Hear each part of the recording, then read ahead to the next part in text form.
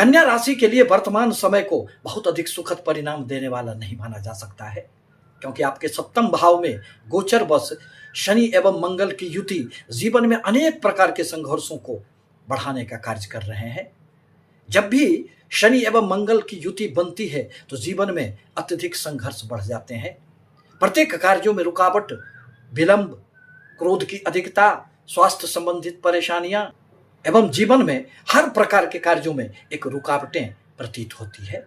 चाहे आपके दाम्पत्य जीवन हो, आपकी व्यापारिक गतिविधियां रहे हों, उसमें थोड़ी सी समस्याओं का सामना आपको निश्चित रूप से करना पड़ेगा। परंतु जीवन हमेशा एक जैसा कहाँ रहता है। नवग्रहों के गोचरीय प्रभाव से जीवन में हमेशा ही परिवर्तन आते रहते हैं। अब 11 मई 2026 को मंगल देव का राशि परिवर्तन होगा। अब वह अपनी स्वयं की राशि मेष राशि में आपके अष्टम भाव में संचरण करेंगे। कोई भी ग्रह जब अपनी राशि में आते हैं तो उनके प्रभाव देने की क्षमता में अत्यधिक वृद्धि हो जाती है और वह अपना अशुभ प्रभाव नहीं देते हैं। अतः अष्टम भाव में आकर मंगल देव आपको जीवन में अनेक प्रकार की सफलता देने का कार्य करेंगे। जीवन में कुछ आकस्मिक घटनाएं तो इस अवधि में हो सकती है। 20 जून तक जब तक मंगल देव आपके अष्टम भाव में रहेंगे आपको खूब लाभ होंगे। पैतृक संपत्ति से भी आपको इस अवधि में खूब लाभ प्राप्त होंगे। शेयर, सट्टे, लॉटरी इत्यादि से भी धन लाभ की संभावनाओं से इनकार नहीं किया जा सकता है।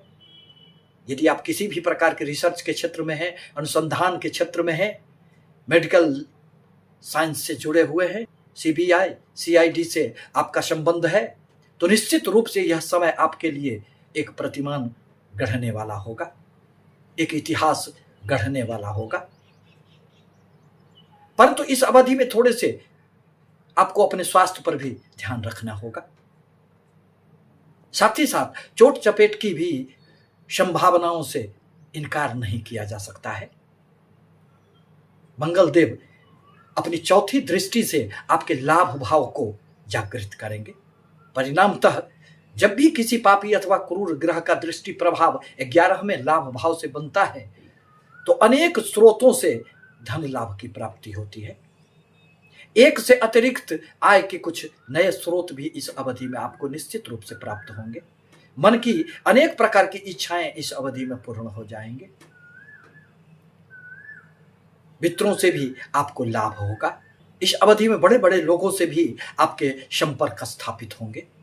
पुनः मंगल देव की सप्तम दृष्टि आपके धन, कुटुंब, वाणी भाव दूसरे भाव पर पड़ेंगे। अतः धन के लिए तो मंगल देव बहुत अधिक नुकसान देने का कार्य नहीं करेंगे। आपके अचल संपत्ति में निश्चित रूप से वृद्धि होंगे, परंतु आपको अपने वाणी पर इस अवधि में नियंत्रण रखना होगा, क्योंकि दूसरे भाव से मंगल देव का दृष्टि संबंध थोड़े से वाणी में करवाहट पैदा कर देते हैं। अतः इस अवधि में वाणी के कारण कहीं पारिवारिक जीवन में कोई कठिनाई न आ जाए, इस पर आपको ध्यान रखना होगा। मंगल देव की पुनः 8वीं दृष्टि आपके पराक्रम के भाव पर पड़ेंगे, तीसरे भाव पर पड़ेंगे। परिणामतः यदि आप किसी भी प्रकार के दूर संचार के क्षेत्र से जुड़े हैं तो इसमें आपको सफलताएं मिलेगी। आप किसी भी प्रकार के खेल से जुड़े हुए हैं, खिलाड़ी हैं, तो इसमें भी आपको सफलताएं मिलेगी।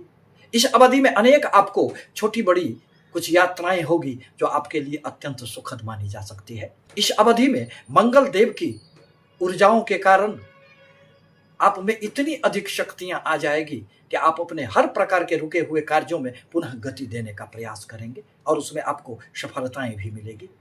क्योंकि व्यक्ति यदि पराक्रम करता रहे तो वह कभी हारता नहीं है, परंतु आवश्यक है कि आप मंगल देव के बीज मंत्रों का जाप करें अथवा बजरंग बली की पूजा आराधना करें। प्रत्येक शनिवार एवं मंगलवार को आपके लिए आवश्यक है कि आप बजरंग बली के मंदिर में जाकर दर्शन किया करें। आपसे निवेदन है कि हमारे चैनल को लाइक करें, सब्सक्राइब करें, शेयर करें, ताकि मैं अपने विचारों से आपको सतत अवगत कराता रहूं। धन्यवाद।